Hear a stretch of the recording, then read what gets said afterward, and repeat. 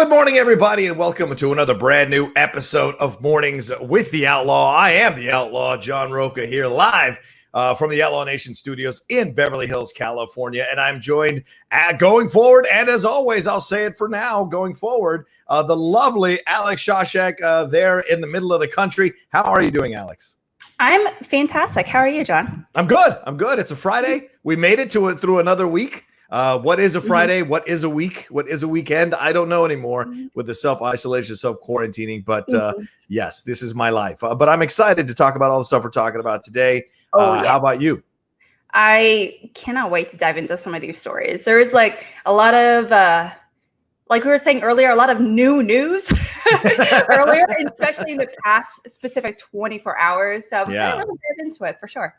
Yeah, absolutely. It feels like slowly the wheels of Hollywood are starting to like turn just a little bit, and we're hearing more and more news coming out. Obviously, the Snyder Cut will definitely address that today. But yesterday, the Tenet trailer, that is really what blew up, and that's what we're going to start the show with in just a second. We just want to remind you all, we do have the Streamlabs open. We do love your super chats. Send them all through. We want to answer your questions. We'll be going till about 9:45 this morning PT. So we got an episode that's chock full of content for you all, but we definitely take the time to answer your questions or read your comments or hear your thoughts about what we're talking about. So don't be shy. Send those things in. Let us know what's up. And also letting you know real quick, a little bit of programming note later on today at 1 o'clock live. I will be with Sean O'Connell. He is the managing director of Cinema Blend, the co-host of the Real Blend podcast, and we will be discussing all about the Snyder Cut today, 1 o'clock live. Me and him going at it over the Snyder Cut. He is writing a book about it, so I thought I'd bring him on and talk to him live about that. So just letting you know there. All right, let's jump into our first story, Alex, without any further ado. We got so much to get to, and that is the lovely Tenet trailer. The second Tenet trailer was dropped here from director Christopher Nolan yesterday. It was dropped on Fortnite, of all places, and it revealed some clues about the mysterious plot, which is set to take us all on some weird time travel journey. It's being described as an action epic evolving from the world international espionage area, and it's fronted by John David Washington, of course, who's Denzel Washington's son, and the beautiful and lovely Robert Pattinson, of course. I'm sure a lot of people feel he's easy on the eyes, but this was an interesting trailer on so many levels. We got this idea of time inversion. Clement's poesy is highlighted in this one. And by the way, if you haven't watched The Tunnel, 3 seasons of The Tunnel with Clement's poesy and Stephen Delane, I think the English actor is, that is a show you need to watch. If you think Clemens is like just, the Beauxbaton or whatever, or you saw her in Bruges, she is an incredible actress. You need to watch her in The Tunnel to see what she can do here. But Alex, overall, what did you think of this as a second trailer? It is still scheduled to come out on July 17th at this point. Yeah. What was your feeling when you watched it? Okay, so I went into this movie. I watched this trailer several times because I didn't really know what was happening. I don't think anybody did. I think that's the point, though. We get that a lot from Christopher Nolan, and he's one of those directors where, it's, Inception, Interstellar, The Prestige, these incredibly wonderful movies that, like I was telling you earlier, you have to actively think about it. You cannot be a lazy viewer going into these movies. And so I had that mindset watching these trailers as well. Now, I'm honestly, because, the lack of synopsis, we don't really know too much about the plot. We just know a few bullet points, essentially. I'm not super excited for this movie. There's nothing visually about it that really kind of excited me, honestly. Okay. But at the same time, I love a lot of the people involved. Like, for example, I love that this is going to be the cinematographer, Hoyt. I can't pronounce his name right. I know that for a fact, but his name like Hoyt van Hoytman. Yeah. He's wonderful. He's a wonderful cinematographer. He worked on like Spike Jonze's Her. He worked on Interstellar, James Gray's Ad Astra. So obviously a fantastic visual cinematographer, creating these really big picture scenes, but also not the cinematographer, the composer, Ludwig Göransson, of Black Panther fame. He did Creed, a lot of these fantastic compositions. So I'm excited to see, those more than anything. Yeah, I agree with you. Mhm. I think everybody involved in the production looks like they're playing at the top of their game with a film like Exactly. this. And with Mhm. Christopher Nolan, you make such a great point, Alex. Absolutely, his films. I mean, it's like M. Night Shyamalan's like, oh, I've got twists, and Nolan's like, Mhm. let me show you what it's like for the big boys. And his twists Mhm. are so insane. They're so brilliantly done, in my opinion, and they're worth the price of admission for seeing his movies. And already, I think John David Washington was interviewed about the film, and he said, I think we're seeing what is going to happen for the next 10 to 15 years in filmmaking from Mhm. what Christopher Nolan is going to do in this film. Yeah, he's about to take us for the next 10 to 15 years of filmmaking is what he said. And this idea of time inversion, I was reading an article on Newsweek. I mean, Newsweek wrote about this trailer because of the idea of time inversion, meaning that perhaps they posit that perhaps the characters can exist in a reality outside of the normal restraints of time, predicting the physical manifestation of an event before the event has occurred. And certainly we see some of that towards the tail end of the trailer where the bullets are going back into the gun there with John David Washington and Clemens Posey in the lab there. But also when they're fighting, you see the bullet holes appearing on the glass and then disappearing on the glass. We saw again from the first trailer, the car accident in reverse, the boat going back in reverse. What is Elizabeth Debicki's role in this? What is her son's role in this? They certainly made a point of highlighting her son. That was interesting too, leaving with you with a lot of questions here. Why does Robert Pattinson want to crash a plane into a building? Is he just obsessed with destruction? There's so many questions as you're rolling through this, not just for the time inversion stuff, because that's the big question. What the hell is that all about? But the smaller questions about what the characters' motivations are here, what they're trying to accomplish, what is the whole point of this overall here? I mean, if I'm looking at this thing correctly, it's focused on a group of secret agents working to prevent a third world war, and that's certainly highlighted in the trailer. So how big do you expect this thing to be? Well, like he says, one of the quotes is from a movie. It's like, "Are we preventing an Armageddon? No, bigger. Like, what's bigger than an Armageddon? I'm sure we'll find out." That's a pretty big statement right there. But also, I think it's kind of funny because, like I was saying earlier, it's not so much the plot itself that's making that they're going to be that I'm super excited for, because I know, like you said, they're talking about time inversion. A lot of these huge themes that have also been discussed in some of his other movies, with Interstellar as well as Inception. So where time is almost folding over itself and overlapping, and a lot of time travel, that kind of thing. Yeah, absolutely. But also, what's up with Christopher Nolan always trying to crash planes? Like, what's up with that? Like every movie or every other movie, he's actively trying to crash a plane. Like, I'm definitely seeing a pattern here, Nolan. I see what you're doing.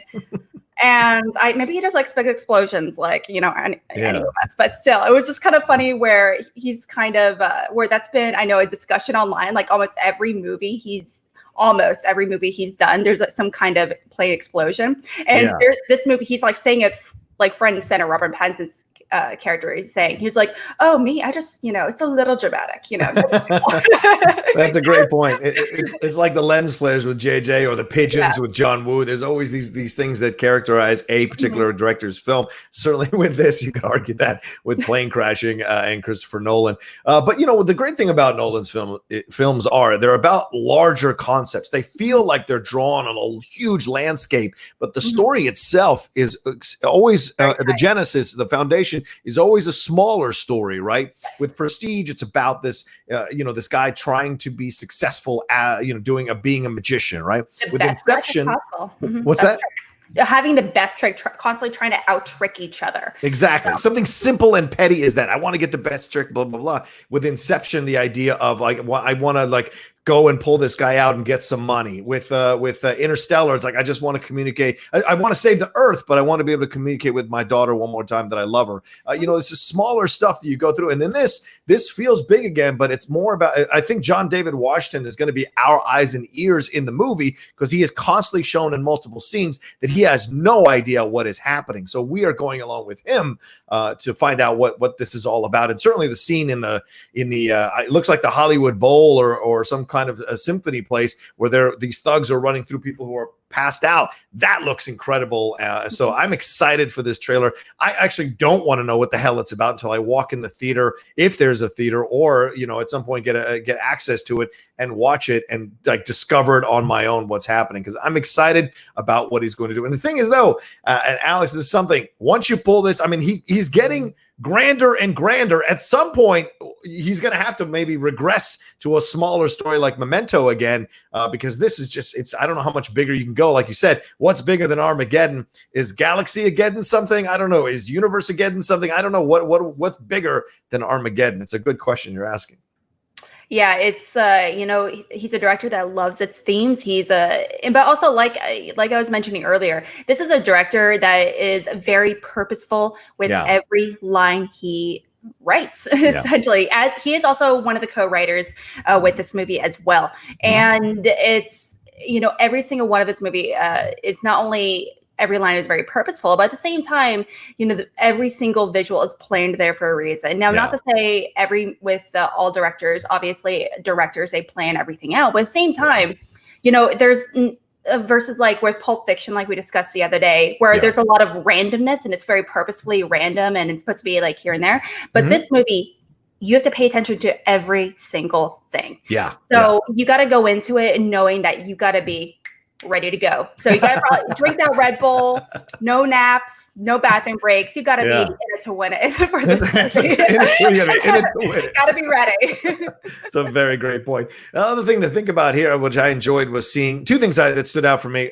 Always see Michael Caine. He's the staple of Nolan. You get plane crashes and you get Michael Caine. That's what you get in Nolan films. The other thing is that I enjoyed Robert Pattinson. He seems to be kind of walking into a very mature actor now. There's a confidence in those scenes. Those little scenes we got with him, there's a confidence and a relaxed nature to him. He's no longer this young kid we saw from Twilight or these other films. Like there is certainly an energy about him that's very strong and has a base to it that feels powerful, and I like that. And the other thing is, it's good to see Kenneth Branagh trying the Russian accent again. I know the what was it, the Chris Pine, Tom Clancy stuff, the Jack Ryan, Branagh. I didn't like his Russian accent that much in the movie, but this feels a little more on point, and he feels a little more brutal. So hopefully he is a villain that is believable and damn good. And for those of you who haven't seen Kenneth Branagh in Wallander, you need to give yourself a chance and watch that stuff. He's really good in that show. All right. Any last things to talk about on this? Any last thoughts from you on this trailer?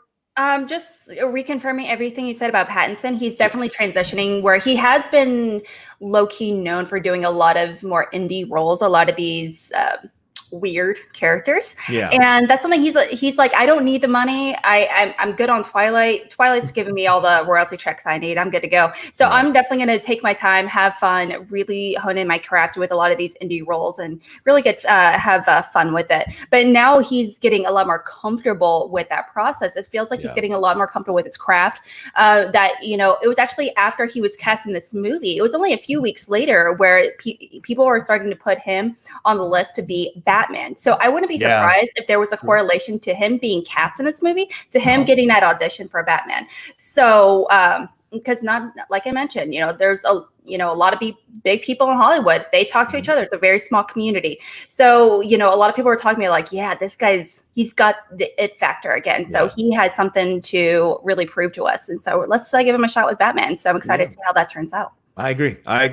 Let's jump into a couple of Streamlabs that have come through here. One from our Wednesday show here. Lou Hip Fan said, United States astronauts trained for years. You have 12 days. Armageddon is an American classic. So there you go. Woo! We were talking about Armageddon on Wednesday, Alex. So I wanted to get that comment in. So he felt that he was heard by us. Jay Scott for real said, Jay Scotty for real, sorry. How intentional do you think it was that they showed Pattinson directly after the revolutionary Dark Knight trilogy directors? Quote, surely it can't be coincidental. Good brand awareness and marketing on WB's part, or subverting expectations. Right. What do you think about that? There was a quote about him saying he wasn't going to work out, or he's not going to work out for the Batman, and this idea of the revolutionary Dark Knight. What'd you feel about that? I don't think it was intentional, because these things are edited way ahead of time before they're dropped. Do you think it was intentional? Yeah, I totally agree, because the people that cut and edit these trailers are not the same people that are casting directors and things that actively work on the movies, and that's a whole different group of people behind the scenes. So I'm sure it was intentional, and some people were like, yeah, I see what they're doing, just because I want to have fun with it. But honestly, I highly doubt that anyone made the connection, and I don't want to say we're overanalyzing, but at the same time, maybe kind of overanalyze. So what yeah, someone said they were tweeting it. That said, "Am I the only one?" This is from El Rey de Peñaduro at El Rey Bain. He says, "Am I the only one who noticed the irony of the Dark Knight frame is followed by Robert Pattinson stepping out of the car in a Bruce Wayne fashion?" Right? They did kind of slide that in, that Bruce Wayne, the revolutionary director of the Dark Knight, and then here's Robert Pattinson stepping out of a car. So a little, probably, I'm sure. Well, you know what? And now that I think about it, maybe I'm sure it was intentional, but it was an intentional way to like push back at some of these comments that were made recently by Robert Pattinson about him. Hey, I'm not going to work out for Batman. I think it was more a matter of it's all Warner Brothers, so it's synergy. So why not, in essence, kind of push another franchise to make money off of a film you're already about to release? So it makes sense on so many levels to do that. And why not? Luke here fan sent us another one. He said, Tenet shows that Nolan knows how to rely on action beats to drive his storytelling. Shootout, car crashes, hallway fights, plane crashes, etc. Then give you the twist on each of those to make it fresh. I love it. Would you guys watch this in the theater? Is it going to be still potentially going out in July? They have not changed the date at this point. July 17th is still the date for right now. They haven't officially said they're moving it, so that we know of. So it is still July 17th. That's the schedule. Well, I know we have a story coming up later on about specifically how, analytics and statistics company, research company, they actually did a lot of, they did a sample size of people that are comfortable, that are going to be going to the theater and people that are not. But I have to say, I would have to see what the theater situation is before going over to feeling comfortable to go. I mean, am I going to be sitting 10 seats away from another person? I don't know. I mean, I'm going to need some questions answered before considering that, to be honest. But I would love to see this in a theater if I could, considering the visuals. Yeah, exactly. Me too. I'd like to see it in an IMAX theater first. I'd like to sit all the way back in the corner, maybe at the Universal City one, and keep everybody away from me, 6 feet away from me, so I don't have to wear the stupid mask. Not that there's anything wrong with wearing the mask. Everybody should wear the mask, but like I'd like to experience the film without having to have the mask on. So yeah, but yes, I would love to see this in the theater, in the IMAX. But you're right, Alex. We're going to get to that story in just a little bit about how many people actually would want to go see this thing in the theater. So I wonder if it's going to keep its July 17th date. We'll find out soon enough. All right, let's move on to our next story. But first, I want to say hi to everybody who is here. We got over 150 of you all watching us live. Thank you so much for joining us on this Friday. Alex and I certainly appreciate it. But we'd love you to also get the likes up on this video as well. I think we're only at 60 likes with 150 all in here. Come on and swing that cursor button over. Hit the like button. Get us over 100 likes as soon as possible, marching towards 150 likes as well. All right, let's get into the big story that has really been consuming the internet, social media, and everybody on God's green earth over the last 2 days, and that is the Justice League, the Snyder Cut. It is happening. Release the Snyder Cut. Hashtag worked. The clamoring of the fans worked. The millions of people who got involved in this sent out emails, sent out memes, sent out promotional stuff, got people together and created shirts, flew banners over Comic-Cons, put posters up, hassled Warner Brothers executives in the Warner Brothers studio. Well, you got your wish. The Snyder Cut is coming. And this is a Hollywood Reporter did a fantastic breakdown of this whole thing and how it all came about. A 7 a.m. call after the 2-year anniversary of the release of that original Justice League film. I'll say original because we are getting a Snyder Cut, but the original Justice League film from 2 years ago. It was their agent, Zack Snyder and Deborah Snyder's agent, called them saying that Toby Emmerich at Warner Brothers wants to make this happen. So there was a bunch of negotiations after that. And then Zach was making calls to the actors to make sure they might be available to come back and do some stuff. According to the Hollywood Reporter article, they are Warner Brothers might be sinking anywhere from $20 to $30 million into this film. And they don't know if it's going to be a 4-hour cut or it's going to be 6 installments that they drop in 2021 on HBO Max. So, all right, Alex, your thoughts here, first of all, that this whole movement actually worked, how this happened, and what you think we're going to get at the end from Zack Snyder. We're going to get a 4-hour cut or a bunch of, in essence, like the Last Dance documentary, a bunch of episodes for this film. I have many thoughts about this please. Movie. Okay, so bullet point 1.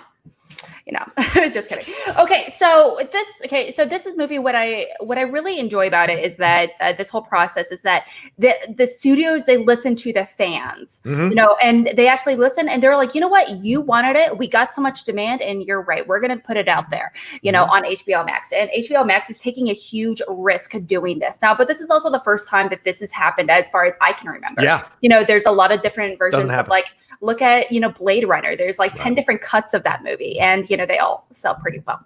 And, but at the same time, I'm really curious to see, for a long time, the whole Snyder Cut, it definitely had a negative voice, at least for a lot of fans. Not saying every single person that was excited about the Snyder Cut, is a troll or a negative fan or anything along those lines. But at the same time, I mean, there was a negative association for a very long time.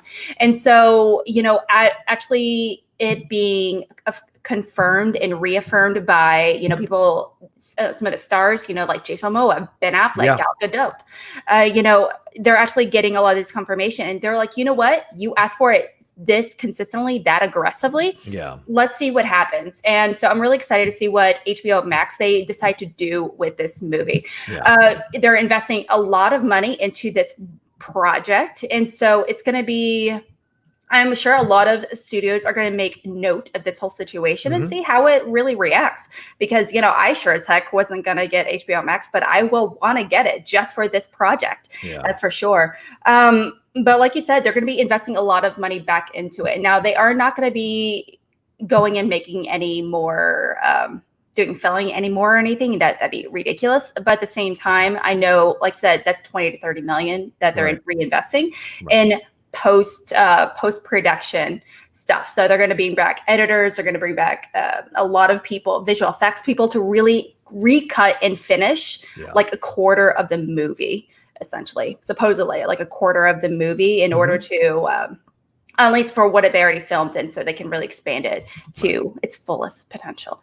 Yeah, I mean, the Snyders are now, according to the article, are in the midst of reassembling much of their original post-production crew to score, cut, add new and finish old visual effects. And yes, according to the Hollywood Reporter, maybe bring back many of the actors to record additional dialogue. So we may not necessarily get reshoots, but we will get them coming back to re-record some dialogue that adheres to the scenes they're going to finish on this. So the idea also is, will we get Darkseid? How much of Darkseid will we see? Will that play itself out, flesh itself out? Is that going to be where a lot of the money is sunk into the visual effects, the CGI, all that stuff? Is that what's going to do to kind of realize or fully put out Zack Snyder's vision? That is something also that's in play here. And also, this is an interesting quote from Deborah Snyder. She said, with the new platform and streaming services, you can have something like this. You can't release something like this theatrically, but you could with a streaming service. It's an opportunity that wasn't there 2 years ago, to be honest. So that's another thing too to think about. Like, there's a lot, as you said, Alex, earlier, this is a bit of an anomaly. This is never, in my opinion, this has never happened before. Yes, we've gotten on this scale, right?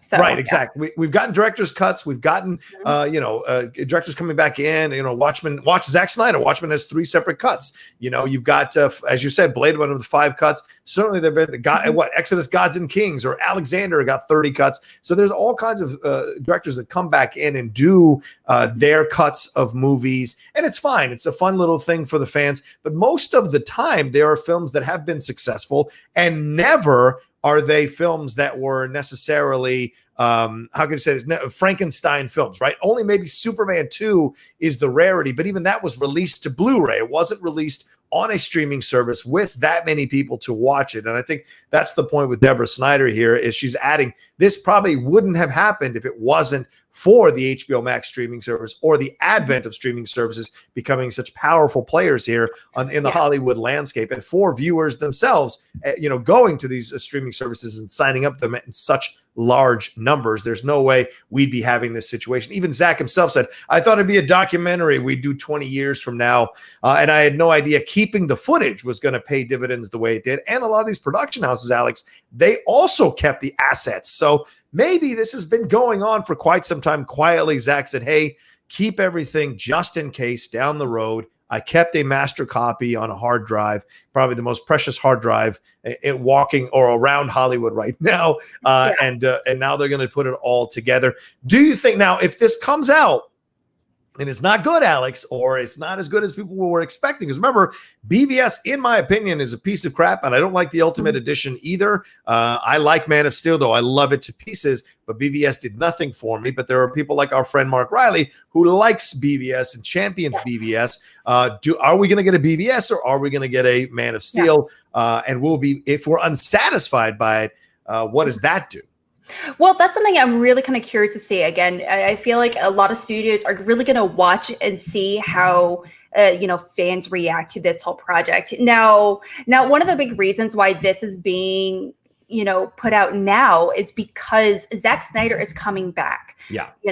Unfortunately, he had to step away mid-filming because of, family emergency, a horrible, tragic situation, unfortunately. Yes. That's why Joss Whedon had to step in. And suddenly, it's kind of curious how the studio was like, actually, we kind of don't like the direction this whole movie is going in. Yeah. So we're going to edit every single thing, including the composer, and replace, everything involved and reshoot a bazillion things. But regardless, going into this, it's clear that they're not only going to be extended, they're going to be, if the fans aren't happy with this, are they going to release another edition? Are they going to release a whole bunch of additional scenes? I mean, like, how far is it going to go? I mean, in order to appease the fans. Yeah. And also, at the same time, I'm kind of curious, when it comes to even Schmodown, talking Schmodown and everything, is this going to be involved? Are questions going to be asked about this? I don't know. What an interesting place to go. Because technically, it was supposed to be released in theater and everything's going on right now. I mean, I don't know. Wow. Kevin Smith is probably taking notes somewhere. Whale watch 6-part Justice League movie. Okay. Get fair point. Fair point. Subscription. We did get a super chat that came through from Travis Earl. I want to give him some love here. BVS extended cut is a masterpiece. That is all. Is it? Is it? No, I agree with Alex. It's not. It's 3 extra scenes. I mean, it doesn't do anything. But look up the word masterpiece. I don't think that word means what you think it means. But I respect their opinion. Travis, you have a different opinion, and I would love to hear why you love it. Honestly. Yeah. Mm-hmm. Certainly. If you want to go back and find an old Riley roundtable, you have Mark Riley and I battling. I chose Justice League. He chose BVS, and we go at it because I don't mind that Justice League. Yes, it's a Frankenstein of a movie, but it isn't as bad, in my opinion, as some people think, because I didn't expect much from it, so it was passable. But BVS, as a sequel to The Man of Steel, throwing in Batman, Ben Affleck, I expected so much more, and that Martha moment is ridiculous. There's so much about even the extended cut. It just makes it feel like there's all this talking before you get a battle. There's 3 fight scenes, and there's an hour of exposition and conversation and contemplation between each battle. It makes it feel way too long. So hopefully he makes some changes here going into a 4. I'd love a 6-hour cut. I don't care. Just complete the vision. Be done with it and let us all have some closure and move on. Because if it's not good or people don't like it, I don't want to hear, well, they didn't let him fully finish what he wanted to do. Forget that. If you start doing the hashtag release the full Snyder cut, I got to get out. I'm off that mark. I'm not on that movement. At what point will it end? Will fans be satisfied? If they don't like the ending, there's a lot of anticipation going into this movie. Yeah. Like, no pressure, Snyder. Like, what if it still sucks? I don't like any of your movies outside of 300. But also Watchmen. I feel like it's a beautiful movie. I feel like it has a lot of flaws.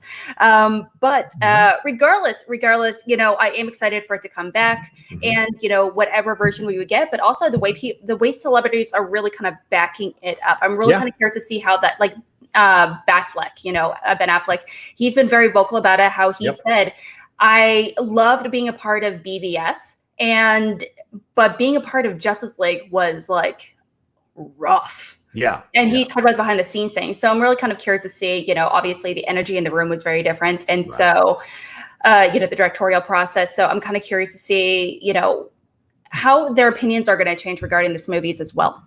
Yeah, I mean, you're not wrong about that. A lot of people felt that way. The reason why is because they kept bringing them back in for reshoots for Justice League. There were 3 separate sets of reshoots that were redone with the script. I have a friend of mine who is an assistant camera, and she's friends with Kieran Hines, and there was some issues going. Like Kieran has said in a quote, the original script, that was what Snyder's vision was for this film. That's what I signed up for. What it ended up being, having to come back and re-record dialogue, it got worse and worse every single time I came back. So even someone like Kieran Hines, who's playing Steppenwolf, voiceover Steppenwolf, didn't like what they ultimately got. And, you had Cavill on the Man of Steel rewatch, so he's got a part in this.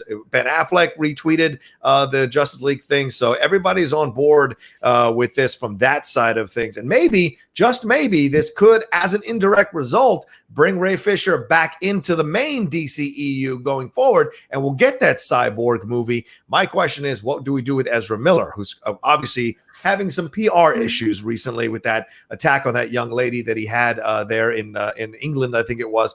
Where's the position of Ezra Miller? Is he just going to voice over some stuff? Are we going to get more Flash and the Flashpoint situation that was teased in BVS? We shall see. Let me take a look at some Streamlabs here that have come through for us, a couple of them. Andrew G said, what do you really think of this Snyder's JL thing we just did? Like, what does this mean for other directors that get shafted and don't get to make their vision of a film that's totally butchered by release? Will it happen again, or is this a one-time unique thing? What do you say there, Alex? I don't think it will be a unique thing. Like I mentioned, a lot of studios are going to be watching this situation, you know, and they're going to be seeing how not only fans react, but also how much money it's going to be put in. Now they're investing between 20 and 30 million. Obviously, that's not exactly chump change, nope. Even for as big studios but they're like, you know what, it's going to be one of the most pivotal projects of the year for that streaming service. So it is definitely worth the investment, which makes complete sense. Now, a lot of other studios, I'm sure, what if it is an immense success, which I'm sure it will, fingers crossed, if they're probably going to think, hey, can we release a solo version with Chris Miller and with Phil Lord. I mean, that movie wasn't obviously, regardless of your opinion on it, it didn't do very well box office wise. So maybe fans will be coming back being like, hey, can we get reshoots and whatever, maybe real quick so we can finish that movie? You never know what the fans will demand next. I think they feel like Disney's too big of a juggernaut for their hashtag to work, or else you'd see release the Lord and Miller cut. I think absolutely you'd see that, because certainly Lord and Miller had shot almost 80% of the movie already by the time they took him off the project and brought in Ron Howard. I would love to see that as well myself. I'd love to see the original Solo, just like I'd love to see the original Rogue One. So if nothing else, I know Jeff Snyder, and I love Jeff to pieces, but of course Jeff tweeted how this is a terrible precedent that every Warner Brothers, every director ever worked with Warner Brothers should be clamoring to get their hard copy back of their movie and release their edit. That's ridiculous. This is an anomaly because so many people got behind it, millions and millions of people. It just shows you the power of social media. And obviously there had been some tipping point where Warner Brothers went, well, look, we got to do this. We got to do this in some way, shape, or form. We'll put it on HBO Max, the streaming service. People, it'll bring eyes. And it's ironic because this thing comes out on May 27th. And I don't mean the Snyder Cut, I mean HBO Max. So we're not going to see the Snyder Cut till 2021. So I don't know what it's a weird thing to announce now. I don't know if they think people are going to subscribe in mass and wait till next year. I don't know, but I know I don't think people are going to subscribe to it. Maybe, like you just said, you weren't going to get it until the Justice League came. So maybe you're going to wait until 2021 to subscribe and then watch the Justice League stuff there. So we shall see. Michael Nip goes, if theaters raise ticket prices to address less capacity, would you guys be willing to pay more? I would not. What about you? Maybe it depends on the movie, and they already are expensive. But I mean, I do have. Both my husband and I, we have like the AMC pass, and we like to take advantage of that. We did when we could, but I'm really kind of curious to see how that's going to translate. Like I said, we're not going to. How comfortable are we going to be going to the movies at all? So, and prices being affecting that. It depends on the movie. Like Tenet, it'd be a movie I would be okay with spending like $20 to go see. Right. But it's because it is all obviously like a visual marvel. Yeah. I'm not going to pay $20 for a run-of-the-mill comedy. Yeah. Right. So. Yeah. Me too. I won't pay that much. Yeah. That I'm like iffy on. Yeah. Yeah, exactly. Fair point. Let's see. Hill Nellum sent in a super Streamlab here. He said, I didn't mind Justice League when I saw it, but I think it was because my expectations for it were so low after seeing BVS. So I'm curious to see if this cut makes that much of a difference. I think it'll make that. I think it will make a massive difference. But I agree with you. I think JL. The reason I'm okay with JL is because I didn't expect much from it. So coming out of it or experiencing it, I was just like, okay, cool. I mean, I know the mustache thing is absolutely horrible. So we know we're not going to get that. We know we're not going to get that in this. Can you imagine? I mean, just it's horrible. But I bet there'll be a joke. I bet there'll be a little joke referring to the mustache thing or something. I can't imagine that there wouldn't be. But yeah, I agree. Did you like Justice League or do you think it's horrible? I didn't like it. Okay, good. I mean, okay, just to clarify, there was a handful of scenes where I was like, oh, that's fun. Right. Oh, we're talking again. Damn. That's what I felt like, because it was like watching it, I was like, seriously, this is happening. But there's a handful of cute little moments where like Ezra Miller's The Flash would be like, oh, he saved family, and then Superman just flies by with the entire building. And it was just like watching the movie. It's just like, okay, we get it. Superman is the saving grace of Justice League. If literally he was here, there's no point of Justice League, but that's neither here or there. Good point. One last Streamlab here from Brandon Buck. I'm just wanting to see Snyder's final vision is all. The way WB handled this whole situation is very shady and sad. Snyder deserves to see his vision fulfilled. Yeah. The Justice League we got was not what Snyder wrote and shot. Well, it is. That's not 100% true. It is some of what Snyder shot and wrote. It just wasn't 100% what he shot and wrote, and that's fair. I agree with you. WB maybe didn't do that, because I don't think it was just obviously their daughter's suicide. I think WB was itching to get rid of Snyder, and the daughter's suicide gave them initially a good window or good umbrella to hide behind. And then eventually Zach came out and said, no, it was they had wanted me off the project for a bit. So it was just that combo of things. They tried a PR thing. It didn't really work, but you also have to give a little bit of patience to WB here, because some of those executives that were involved in those decisions, they're not there anymore. And so this is a new regime that's had a success now with Aquaman, Wonder Woman, Shazam, and the recent Joker movie. And they got Matt Reeves to do this Pattinson Batman. So they're making some strong decisions here. And this wouldn't happen in the MCU or Marvel, because it's too much of a cohesive universe to throw some director's cut of a film out there that didn't quite 100% work. So because DC is still a little more wide open, and because some of those failures went the way they went, it has opened the door for this possibility to happen. So it's a strange world. You never know what indirectly leads to something else occurring down the road. And certainly if this had been a more cohesive DCEU, there's no way we're seeing a Snyder cut of the Justice League, in my opinion. So this movie though, this whole situation would have never happened if the studio reacted the way they did initially. Like you said, Zack Snyder at the time, he didn't have any real success yet. Some fans loved it, some fans hate it, but box office wise, he wasn't a successful, director all that much with the movies that he was involved with. And they were very, they're very incredibly divisive. Just like you said with you and Riley. So they're really aggressively trying to find a way to get him out of the movies. The movies made money. They just, I think what you're saying, Alex, and if I can be clear here, is that they didn't hit what people had expected them to do. And so therefore they were good. They weren't exactly huge like they expected, considering especially the budgets. Yes. And you get the underperforming vibe to it overall. Right. But I'm a Snyder stan, except for maybe Sucker Punch. I will defend just about, and BVS, I'll defend just about every other film he's done, in my opinion. I like his movies. They appeal to me. I love 300, for God's sakes.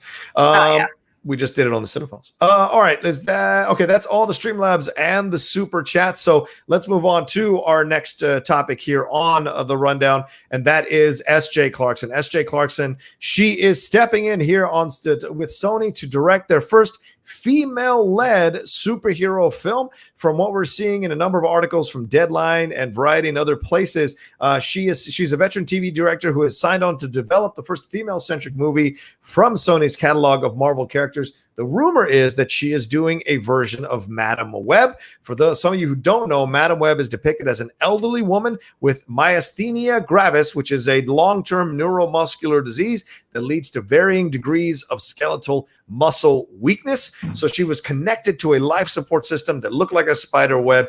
Due to her age and medical condition, Madam Web never actively fought any villains. Another interesting thing about Madam Web too, Alex, is that she, in the comics at least, is the grandmother of the fourth Spider-Woman, Charlotte Winter, and she participates in an arcane ritual known as the Gathering of the Five, gaining immortality. She's restored to youth, and her myasthenia gravis is cured, and then she serves as a mentor of sorts to the third Spider-Woman, the young Maddie Franklin. So I think they're going to go with the kind of the younger. They're looking at Charlize Theron. They're looking at Amy Adams. But either way, S.J. Clarkson, she had been involved with Star Trek. There were talks, or she had been signed to be the first female director of a Star Trek film. That kind of fell through. But now this is an interesting move here on the heels of Morbius, on the heels of what happened with Venom and Venom 2 coming out here. Do you like this idea of S.J. Clarkson stepping into this world and bringing us a female-led Sony superhero film in the Spider-Verse? I'm really, really curious to see how this is going to pan out. Now, like I know I mentioned earlier this week how I don't want, when you were talking about Stargirl, I don't want them to cast a female director for the purpose of being like, see, we had some female directors. Right. We're cool, right? Everyone's going to like it. So obviously, I don't want that situation. I just don't want it to come off as gimmicky. Yeah. But also, this pick of this director in particular is someone I'm actually really excited about. I was checking out a lot of her history, and she was involved with some of my favorite shows. She was actually involved with Jessica Jones, Banshee, The Defenders, as well as a handful of episodes of Succession, which is very awesome. So I'm really excited to kind of see this play out, and I really trust the way she treats our female characters, the way she the energy, the vibe on set, the interaction between a lot of the the actors specifically. So I'm really kind of curious to see how this is going to pan out. But also she's also a character that is constantly working out, obviously, with her granddaughter being,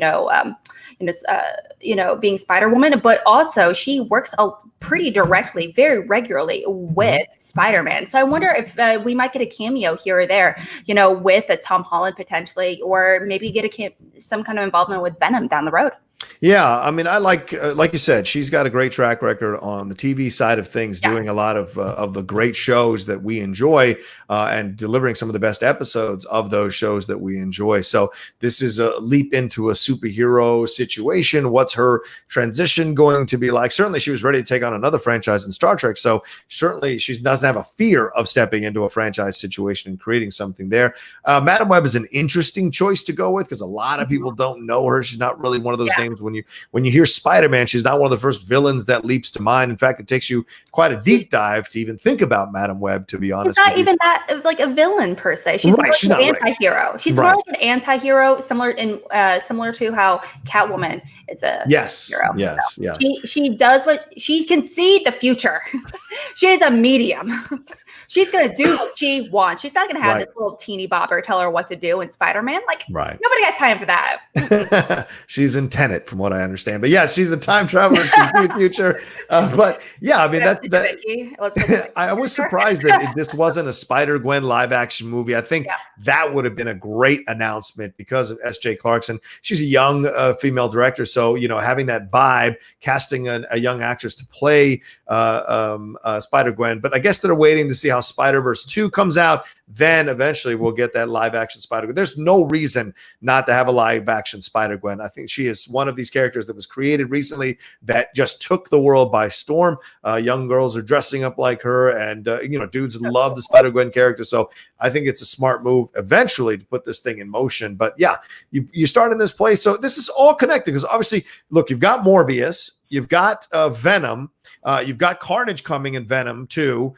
Then you've got Madam Web. So is Madam Web kind of like the Oracle role for the Sinister Six situation. So when Tom Holland is finally done with the MCU Spider-Man and he slides over to Sony, is she going to be kind of, like you said, the anti-hero that's kind of moving these pieces in motion and making this all happen? So I'm curious to see what side of the fence Madam Web lands on in this, because you can't just keep doing films about anti-heroes, Alex, and because at some point you're like, well, who's the villain? If everyone's an anti-hero, who's the villain? Is Spider-Man the villain? It just you hit that point where, like, well, you've got to create something here where there's an actual villain. And of course, we saw Michael Keaton as Vulture, talking to Scorpion, and so at the end of Spider-Man Far From Home, Spider-Man Homecoming. So we'll see how that all plays out, because we see Michael Keaton in the Morbius trailer as well.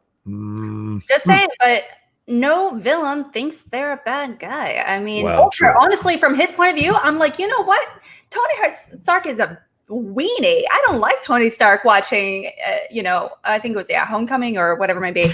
And Homecoming. That. And I was just like, you know what? Michael Keaton, Vulture, dude, I feel you.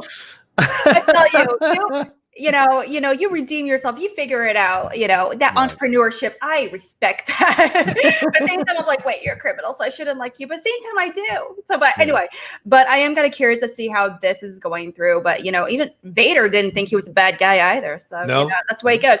But, casting choices, I know they talked about Charlize Theron and Amy Adams. And when I initially read this, they talked about an elderly woman with a lot of these, medical issues and everything. And they were like, casting choices are being considered. Are these people? And I was like, are you elderly women? And but then I was like, oh, okay. They're going to have her go back and she's going to be immortal and she's going to be in like a younger version of herself. Right. But casting wise, who would you love to see as Madam Web? I think Anne Hathaway is an interesting choice. I saw that in the chat. So I want to give credit there. I like the idea of Anne Hathaway. Some people have suggested Diane Kruger. Jenna James just did. Evan Rachel Wood or Lizzie Cap. Look, Evan Rachel Wood would be a nice choice. Lizzie Kaplan's an interesting choice as well.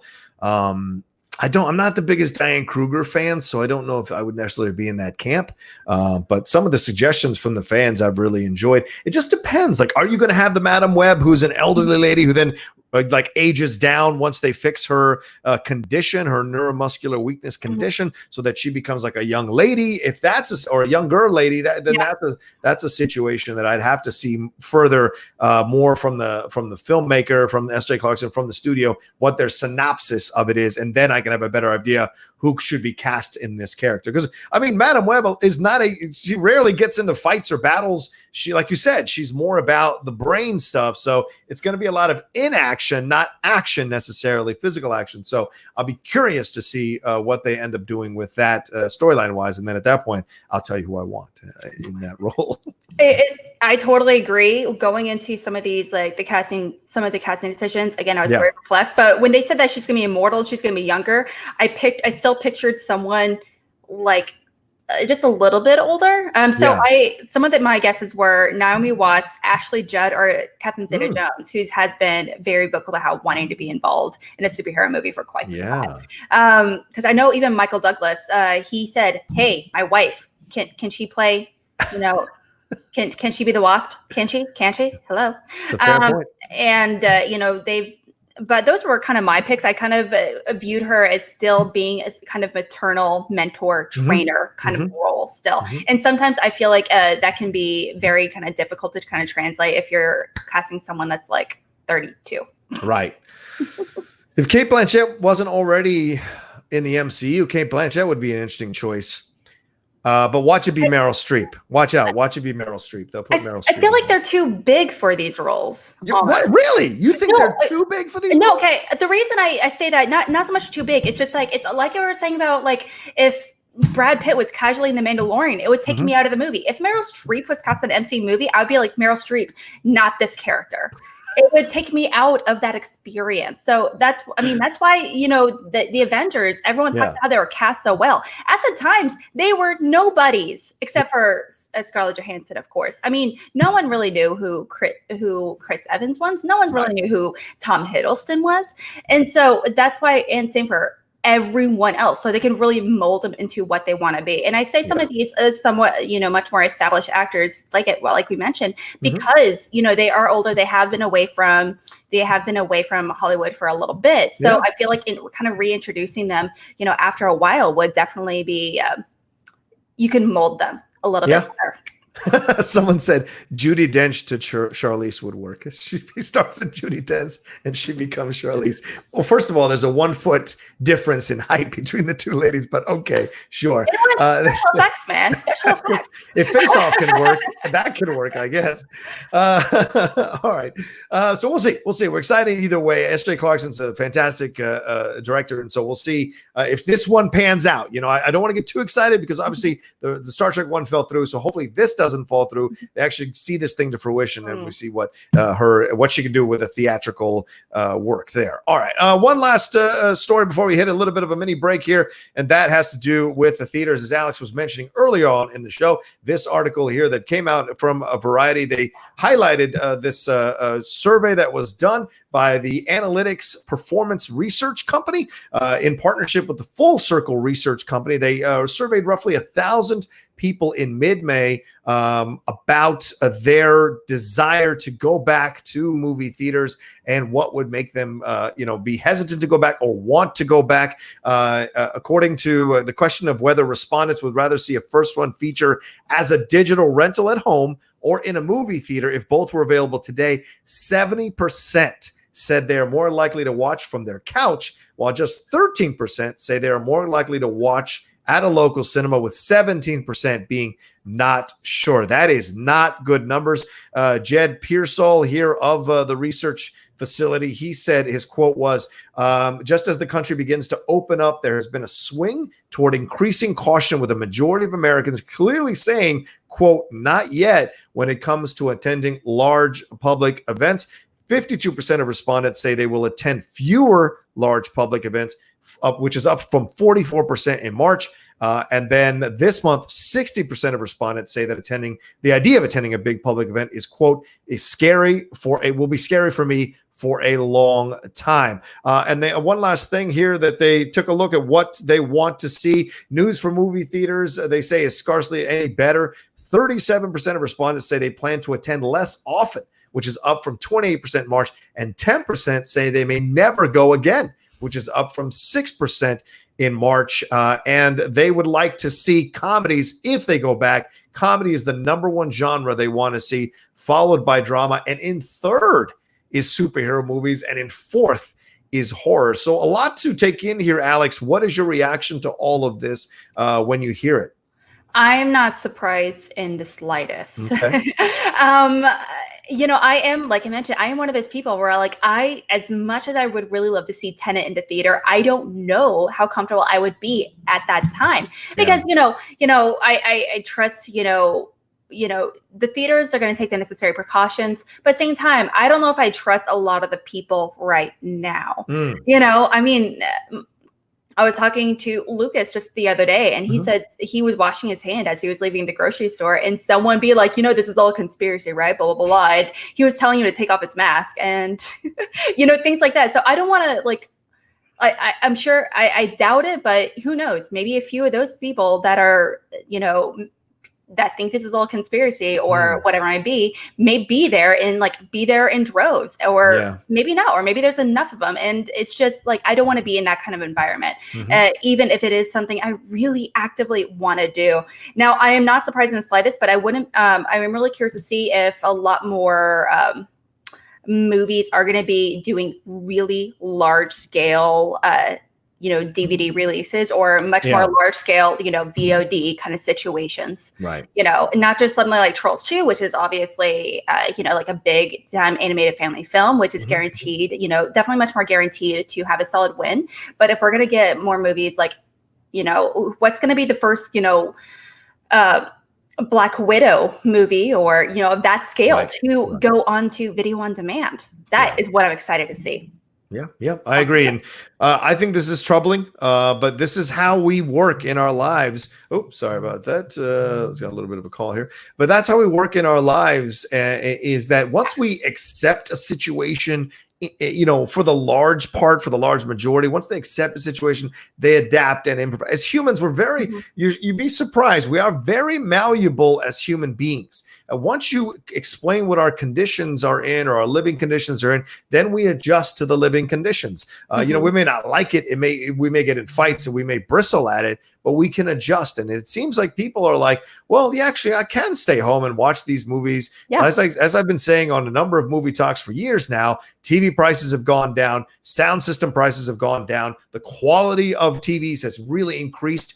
So you can explore and enjoy these movies if you've got a decent system in your house and a 60 to 70 inch television, which I know some of you are like 70 inches, but it's like what, $1,000, $1,200 now at Costco and places like that. So you can afford one. It's a Vizio. It's not great high quality, but it's a good quality. So you can enjoy it. 4K's out there that's easily consumable. A lot of films are coming out on 4K. Even old films like It's a Wonderful Life are getting redone in 4K. So there's a lot of ways to experience your enjoyment of film right at your house, and it's cheaper. The exchange is that you are going to deal with your family more, people getting up all the time, using the bathroom, talking through so you will have to deal with that. That's the exchange. That's the balance. But I think people have felt that the price of movies were going up, the price of refreshments was going up, and it was becoming too expensive for them to go out to these movies and see these movies. So the idea of staying home to enjoy these blockbusters is not a bad idea for them. And look, it's a supply and demand capitalist culture. So if the demand is to have it be shown at home, and people don't start showing up at the theaters when they start releasing these movies, the studios are going to have to adjust, and theaters are going to have to go out of business. That's the way it works, So I think that's the end result, to be honest with you, as this keeps going forward. Something I remember as well. I mean, absolutely. I mean, like, we're already kind of moving towards that direction as we speak. But even before this whole situation happened, unfortunately, the average American went to the theater maybe once a month. Yeah. And so they were already hyper selective on what that movie will be. Yep. And that more so on top of this, maybe it'll be like 6 months to a year before people will be fully comfortable and participating.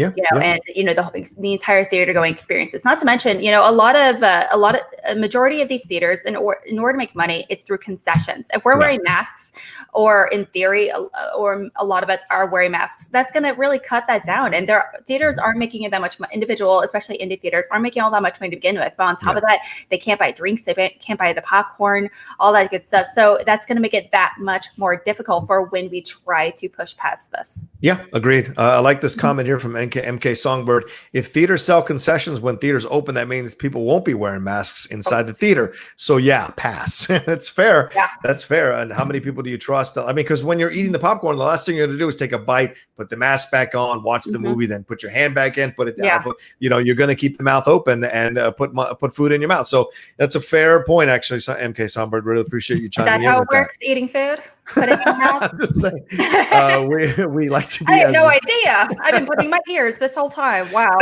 We like to be as simple as possible when we eat our food. That's for sure. Guys, the Streamlabs are open. The Super Chats are open. Send them in. Keep the lights open here in Outlaw Nation. Please send those things in. We love reading your comments. We love reading your posts. As Alex pointed out, right above our head, there's the address for the Streamlabs. Please. All right, let's take a quick little break here and talk about the stuff we're doing. Alex, what do you got going on? What can you plug that's going on there for the Action Army and for you? Yes. So I'm part of the Call to Action crew, and we have a bunch of stuff going on here. Pretty soon, we're actually going to be doing the start of the winners tournament for Schmobate. So it's going to be really fun. We're going to be actually having a tournament very focused on different topics. So this coming Monday, I'm going to having the first match. It's going to be between James White and Dwayne Burke, both winners, sitting at 1-0, and it's going to be really great because they're both very good competitors. They're both really fantastic debaters. If you ever get the opportunity to see them do it, it's so much fun. So I'm excited to see how it's going to turn out. So that's going to be on Monday. It's going to be a fun time. Wednesday, I'm going to be actually having Brendan Meyer up against Ben Bateman. So they're such cool people. I don't want to, but same time, Team Trader, worst. How dare he? Yes. Also, every single Tuesday, Video Drew and we have a show called Cinema Bias. We really dive into our personal biases and movies or why we watch some movies and not other movies. Mhm. And this past week, I watched Pulp Fiction for the first time. So we really kind of dove into that, and we really went off topic. And there was parts like they explained what some things to me, and I was like, oh, that's a thing. I was like, oh, there's a name. Things like that. But we ended up having like an entire conversation about whether or not Bruce Willis's body was a boxer's body. Wow.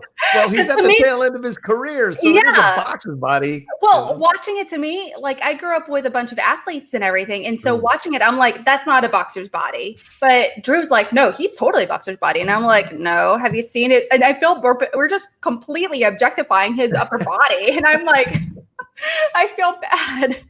But it's a fun time. Go watch it. Next week, we're going to be diving into Crouching Tiger, Hidden Dragon. Have you ever seen that movie, John? I love that movie. You kidding? I own it in 4K. Yeah. It's a great movie. Beautiful. Give me back my comb. I love that movie. It's such where they're just like floating in the trees. I can't believe she's never seen it before. It's a beautiful ever. Film. It's We all have our blind spots. It's how it goes. Yeah, it's great stuff. All right, well, let's tell you some quick programming here for the Outlaw Nation channel. For those of you who don't know already, I dropped my interview with Brian Cox yesterday. So much fun talking with him for about 35 minutes, promoting his new film, Last Moment of Clarity. We also talked about his love of 1978 Superman, of Batman, what he wants to see from future James Bond movies. He also talks about playing Hannibal Lecter, and if he'd like to see Stryker come back in the X-Men universe, and if he'd be willing to play Stryker as well. Also, earlier this week, another deep cut interview, and that was with Tony Cervone, the director of Scoob. We had a really nice, 45, 50-minute conversation about his journey in making this movie, a 6-year journey in putting this thing together. A film that I enjoyed. Our Geek Buddies review of it's going to be coming out sometime later tonight or tomorrow morning, so you can see what we thought about it. But I definitely enjoyed the movie, and it's a great conversation. If you're a filmmaker, if you're an animation director or a burgeoning animation director or want to get into animation, do not miss that interview. He gives a lot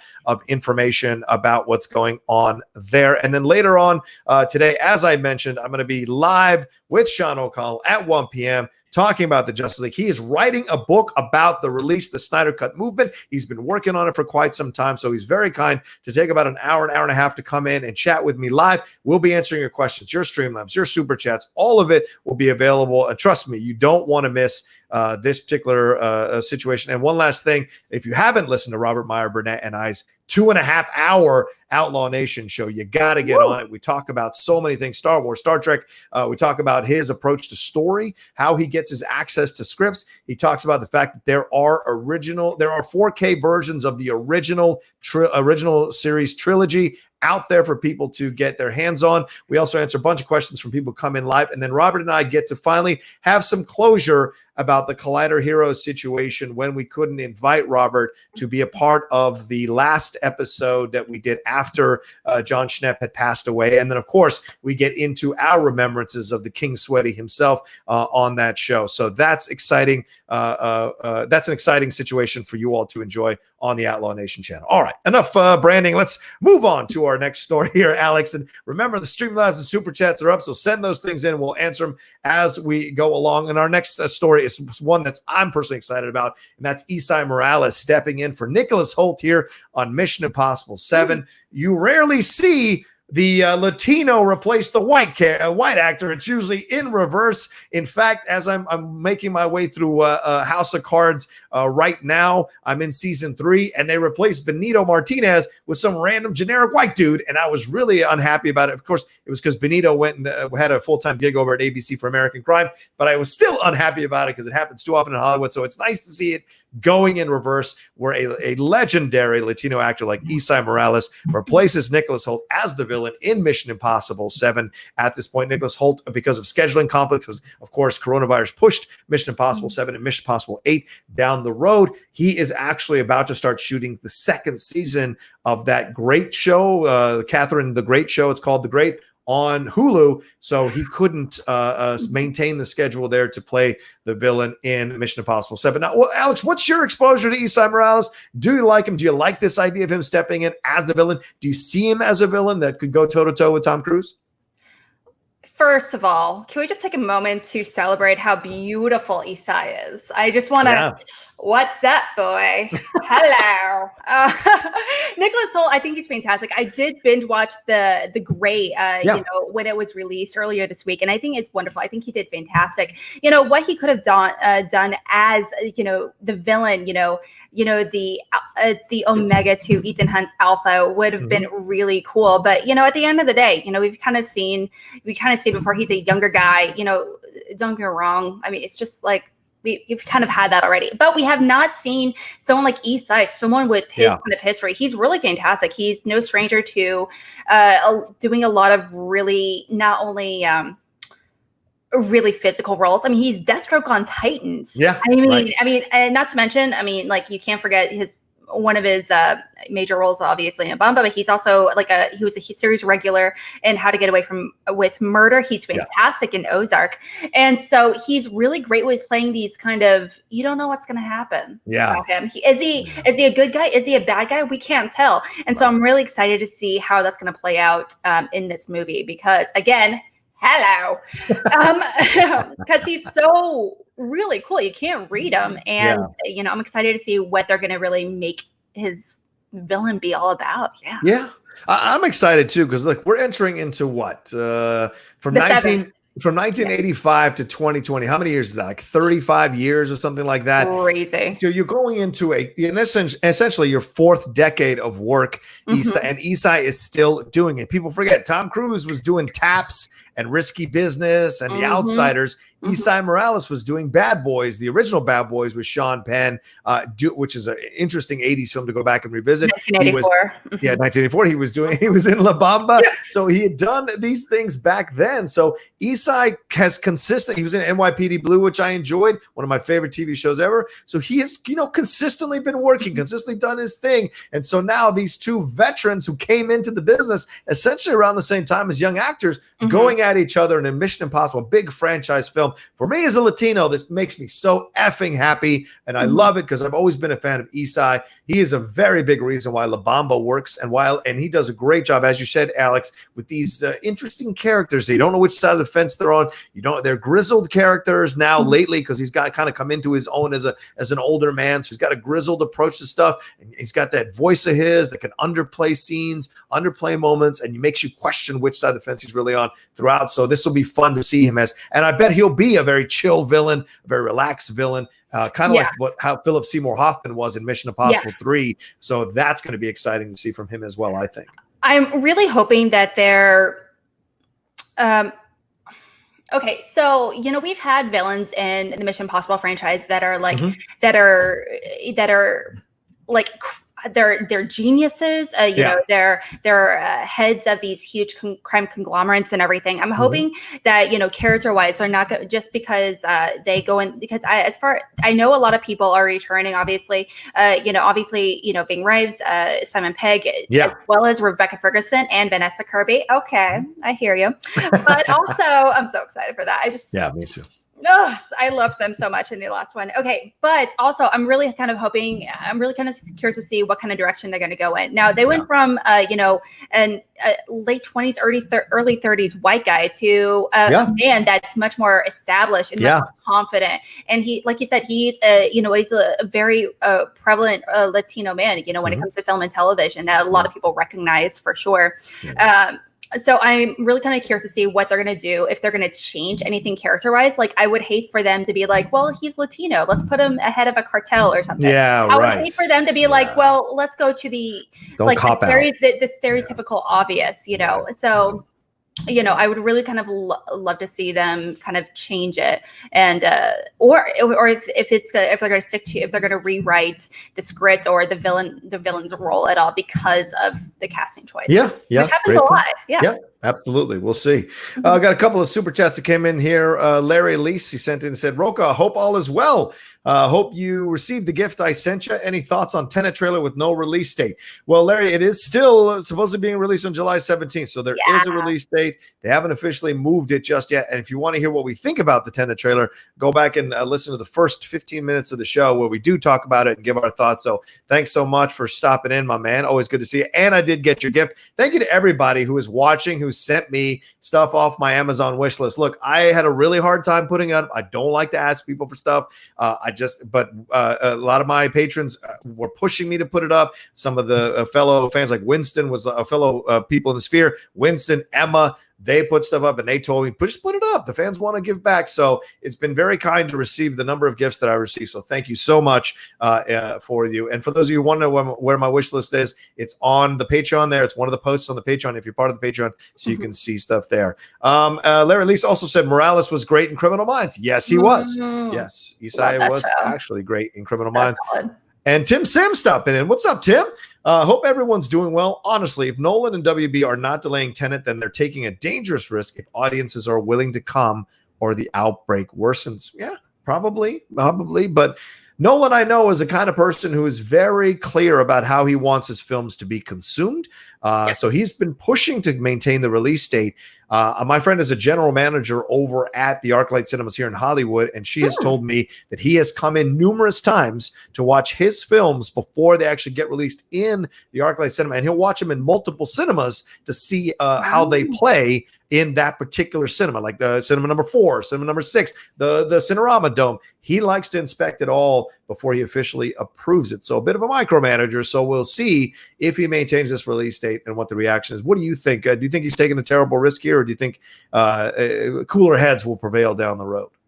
I think Nolan is a perfectionist.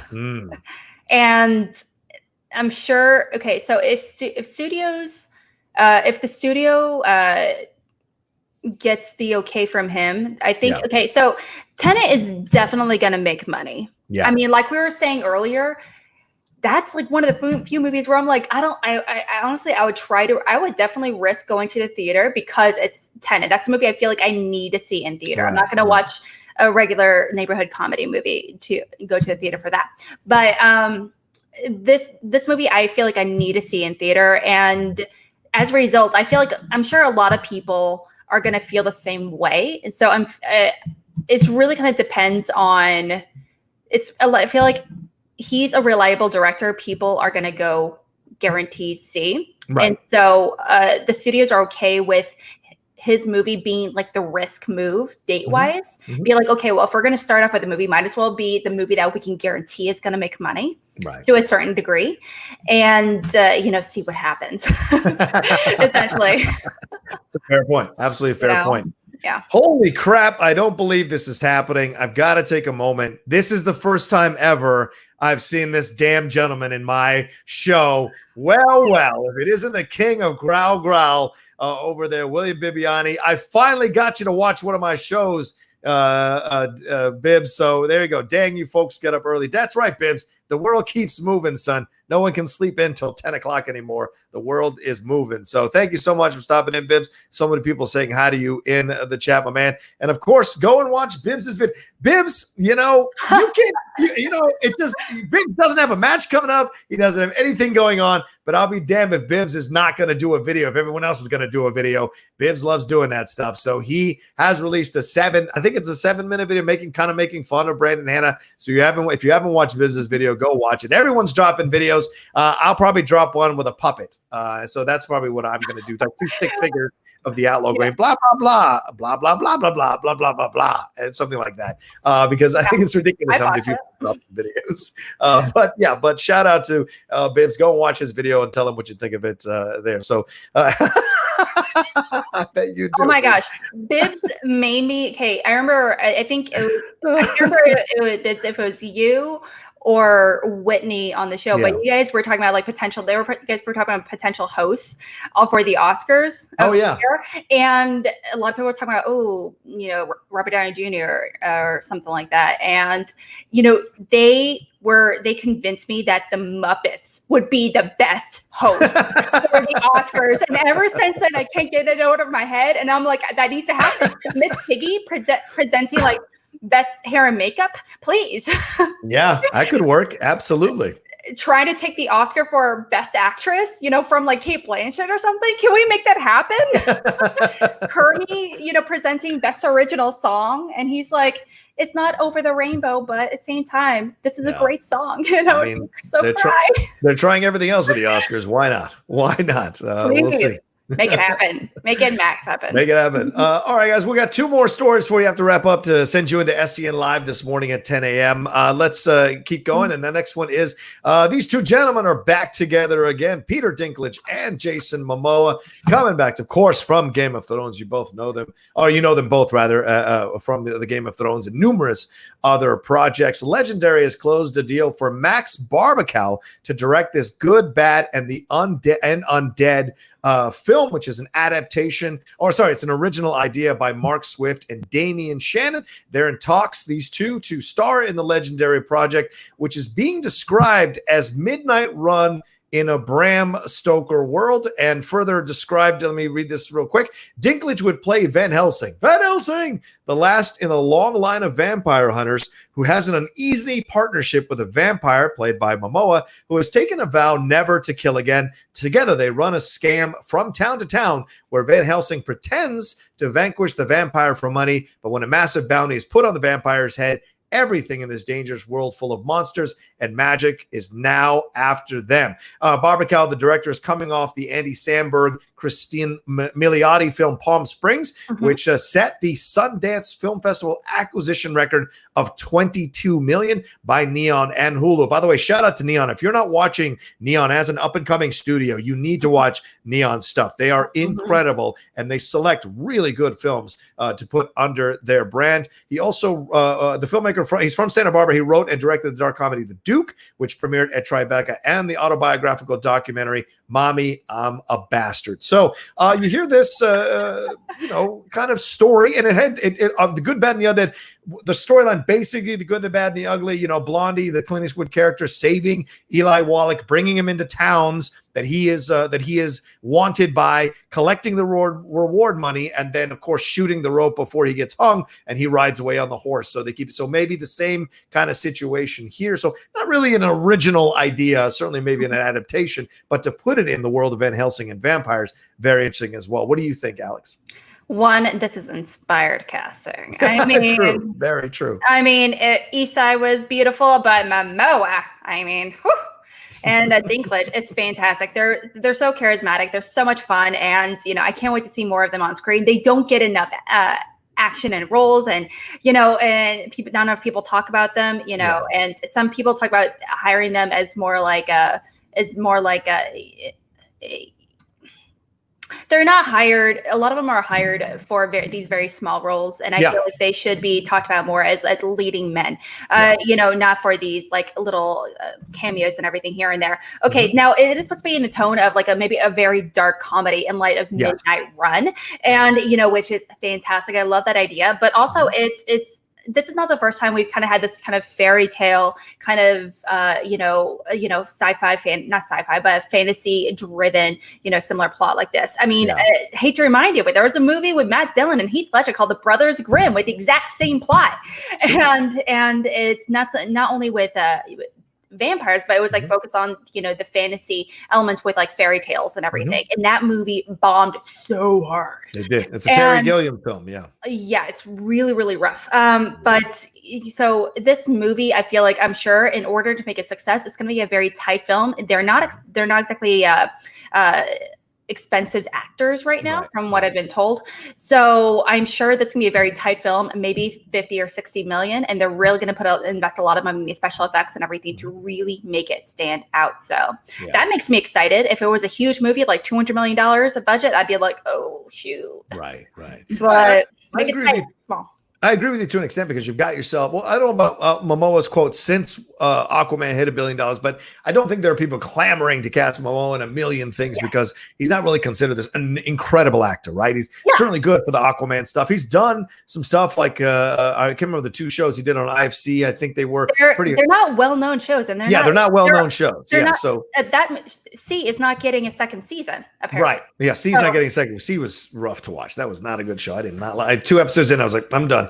But Dinklage and Momoa, I know I don't have the same, Dinklage and Momoa though, they have great comedy chops when they're playing the material, right? I think some of the funniest moments in Justice League are Momoa, when Wonder Woman wraps that thing around his leg and he's telling the truth, when he's messing with Bruce Wayne. So there are some funny moments with Momoa in that movie, and there are some funny moments in Aquaman as well. Dinklage, of course, in Elf and other films. The funeral, Death at a Funeral.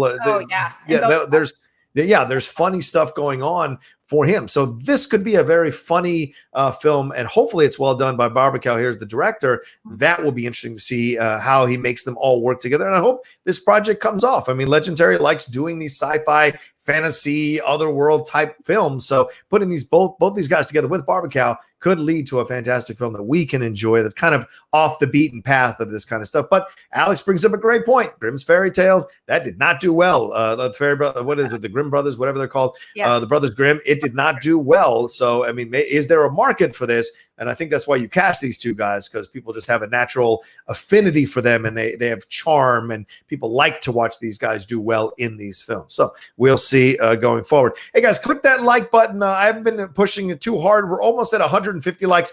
We have over 200 of y'all watching here. Before we wrap up here in the next 10 minutes, send in your like. Get us above 200. See if we can get 60 likes before we finish this thing out to get us over 200. So if you haven't hit a like button, swing that cursor button, hit the like button, give us some love. Alex, what's our last story?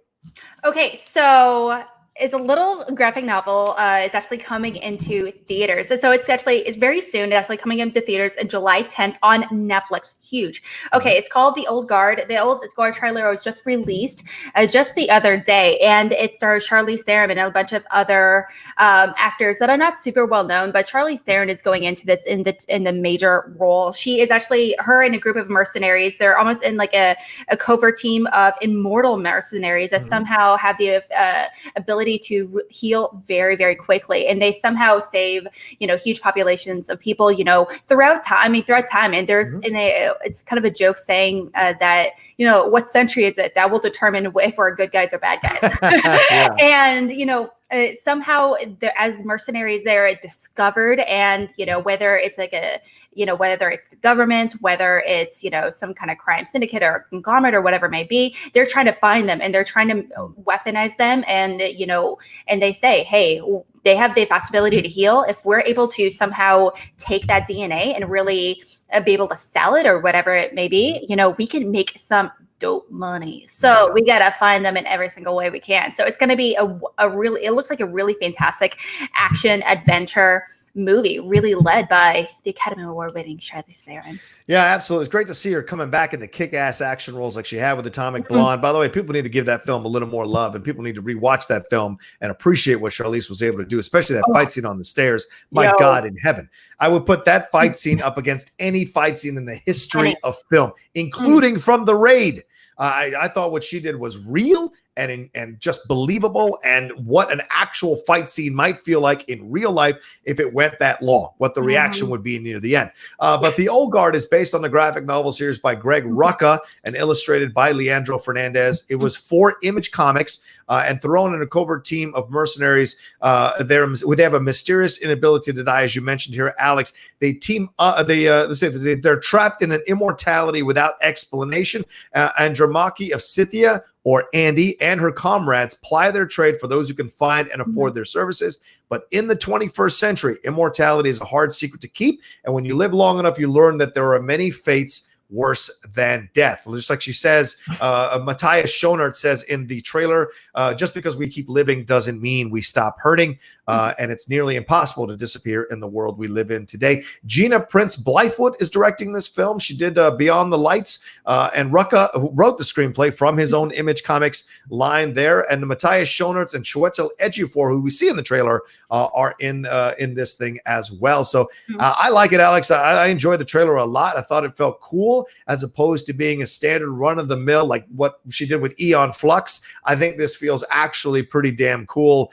So I'm excited to see it. And Rucka's, if you haven't read The Old Guard from Rucka, you need to read The Old Guard from Rucka. Sign up for Comixology and see how many of those comics are available from that line and enjoy the run. Just like people discovering The Boys again, you got to discover The Old Guard again. This is really fantastic stuff from Rucka. So to see Charlize stepping in with the power of Netflix behind her, I'm excited about it. And it's a strong cast. Chiwetel Ejiofor, Matthias Schoenaerts, and this young girl. What's her name? Kiki Allen, I think her name is, if I get it right here.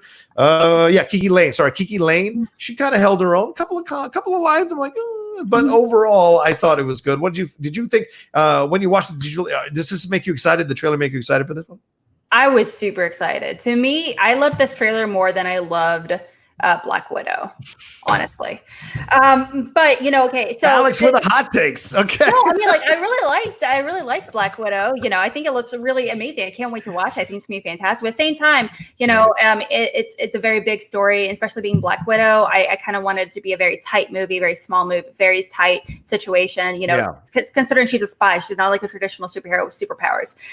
So I was kind of hoping we would get much more of a like born identity, born supremacy vibe, but that's a whole other conversation. So, but also I'm really excited, not only because this trailer looks fantastic and we have like Charlize Theron being a badass all over again, surprise, no surprise there.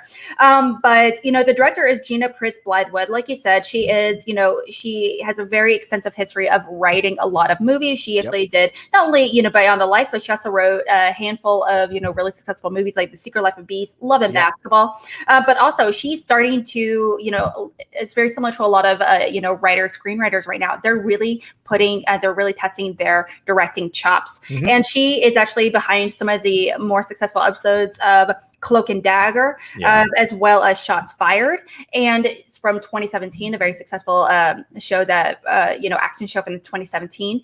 And so I'm really excited to see this come out. And the way she talks about it, the way she's talked about it in interviews, she's clearly very passionate about the material. Yeah. The writer of the graphic novel is actually the screenwriter of this movie. And I'm so excited for that because, sometimes, let's face it, not all superhero movies and all comic book movies, are translated successfully. Yeah. So, and so I'm really kind of excited that they were able to, bring screenwriter on from, the graphic novel directly. And so, because there is that obvious connection where they're like, hey, we have to respect the writing. We have to respect these characters, the story, and we're going to translate. We're clearly going to do our part to make sure it's translated very well. Yeah. Yeah. And it looks exciting. Look, on the heels of Extraction, which I thoroughly enjoyed.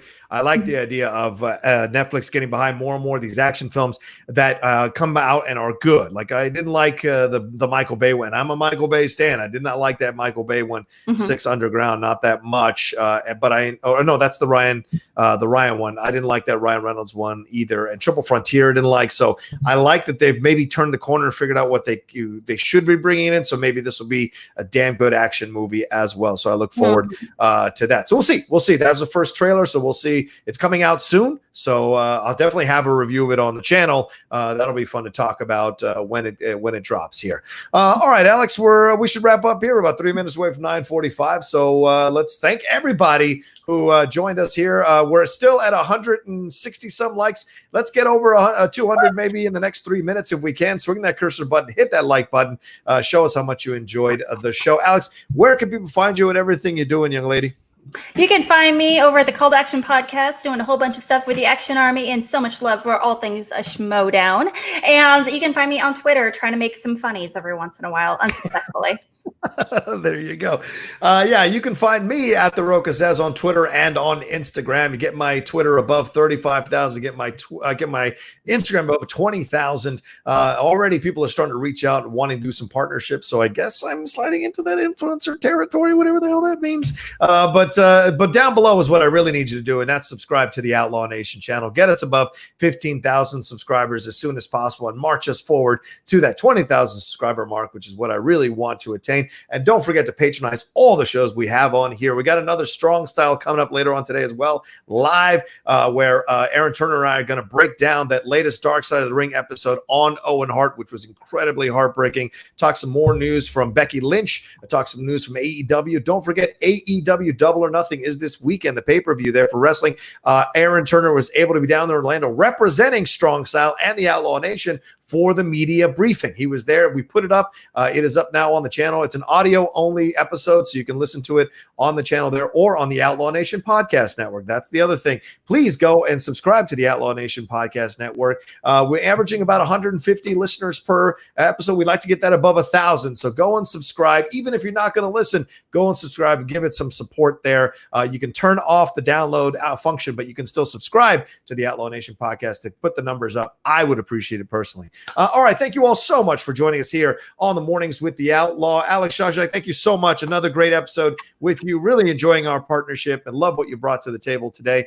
And look forward to being back on Monday with some more stuff for us to talk about. Until then, have yourselves an awesome Friday, and please take the weekend to kind of, take stock with yourself, be good to yourself, treat yourself, go for a walk, listen to some music, maybe rewatch a movie you want, whatever you need to do. If you're feeling tight, you're feeling, a little nervous, the anxiety, all the panic is hitting you, do a little meditation, take that walk, listen to some music, get yourself out of it, because all of us want to see you going forward. All of us want to see you back next week. So please, if you're going through any tough times, just do what you need to do to kind of go through that and come out the other side. Trust me, that stuff does go away. It does go away. You just have to power through it. So giving you all so much love as you go on your journeys this weekend. And we'll see you Monday morning with another brand new episode of Mornings with the Outlaw. Take care until then.